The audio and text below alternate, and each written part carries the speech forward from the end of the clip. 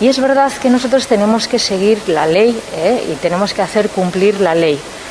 Pero detrás de todos esos decretos, de toda esa intervención, no nos olvidemos que hay personas que en esta pandemia lo están pasando realmente mal, en las que pues, sus negocios de toda la vida están viendo cómo sus negocios se están yendo por el desagüe, en las que tienen que alimentar familias, en las que tienen que pagar sus hipotecas y están viendo cómo todo eso se está desmoronando y sobre todo no están viendo un futuro claro, porque no saben qué pueden hacer, qué no pueden hacer, cómo va a terminar esto, hacia dónde van a ir.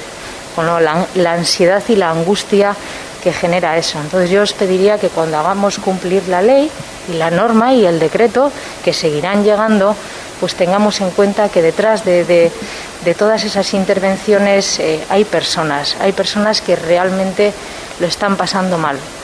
Además, como bien os decía, pues bueno, las consecuencias que va a acarrear esta pandemia se están vislumbrando ahora, pero yo creo que van a ser más.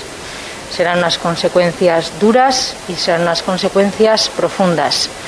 Y ahí el servicio público va a tener que demostrar su buen hacer, su buena profesionalidad y bueno, su disposición, ¿no?